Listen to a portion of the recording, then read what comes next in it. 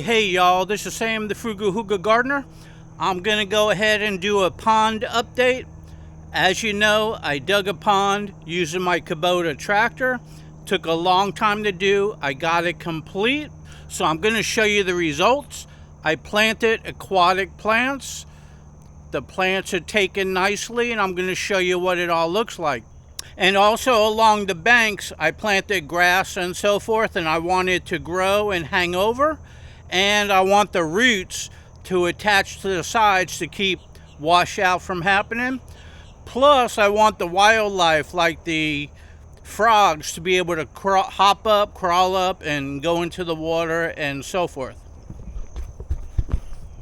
So as you can see, I got banana plants around it, but let's focus down here.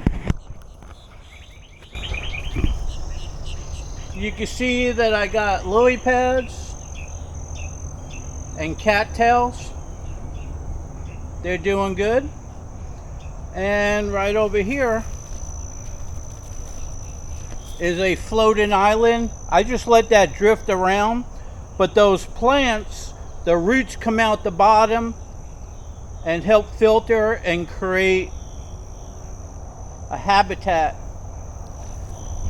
So anyway, let's do this. Well, right along the edge, all the grass is growing up nicely. Right along the banks, I got overhanging plants. I got plants coming down from the bank. Plants touching the water down there. It's in the water. And the same thing going all the way around. And if you look over here, going all the way around, hopefully the camera will take it. You notice the lily pads are doing good. I would say all of them are growing nicely.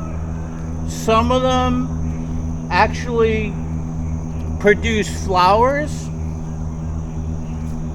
which actually shows that they're doing really well.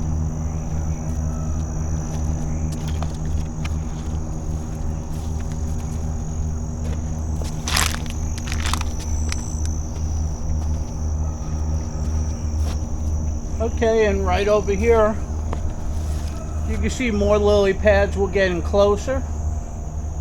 And this is where my pond comes up this way and circles around. And that's like an island with more banana plants. I'm getting ready to redo that. But if you look along this bank right over here, you can see that I got lily pads right there. Got cattails next to them. And you can see there's movement in the water, so they're doing good. And there's some you can't see, but basically you can see that I got the grass on the bank, the floating island. I'm going to put 3 in there, 2 more. I'm going to anchor them in the center, and I'm going to put an aerator in the center. But pay attention to that back wall. The pond could come up a lot, but right now it's at a good level. It could probably come up another 7 feet. But I love the way all those plants are draping down into the water. Plenty of flowers for pollinators, bugs, insects, wildlife, frogs. The frogs are really liking it, there's no doubt. I can hear them at nighttime.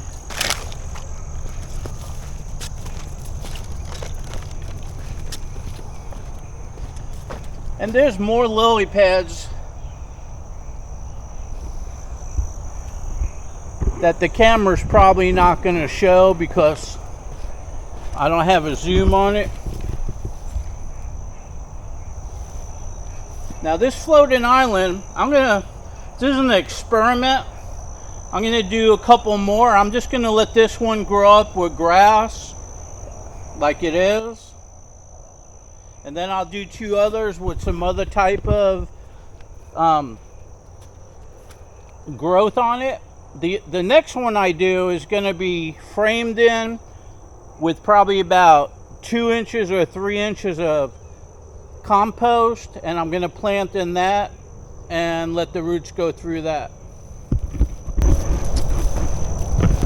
But this is about as far down as I could show you. The cattails are doing good. And the lily pads, just like this, are doing really good.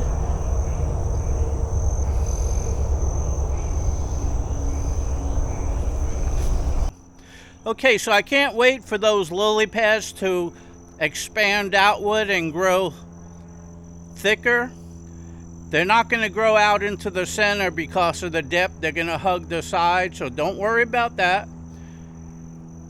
I want it to fill in. It's going to create shade for the koi and the other fish in there and give the frogs a lot of places to hide.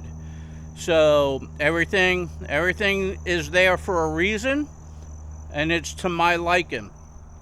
Plus the frogs up in these banana plants, which hold a lot of water, the frogs are all over them. You know, the tree frogs with the suction cups, they're just all over.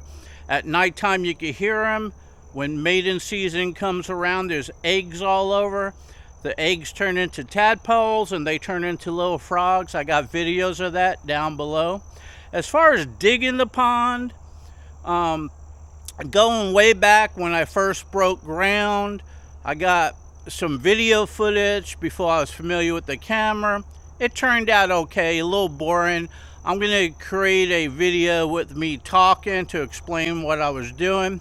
But then when it took shape, I had to stop because water started coming up and we had rain, and there was hardpan that my tractor bucket could not break through. I was having a hard time.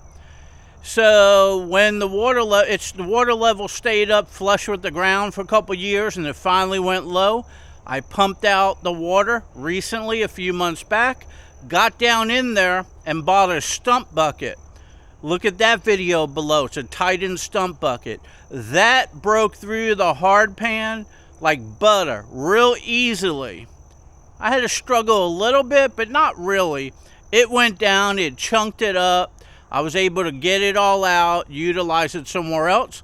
And once I broke through, the whole bottom of the pond is nice and sandy, which I wanted.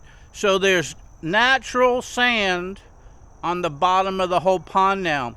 And the ledges that go down, I made it pretty steep. That way the birds with the long legs can't stay on the banks and get the koi, and they can't stand up because it's too deep.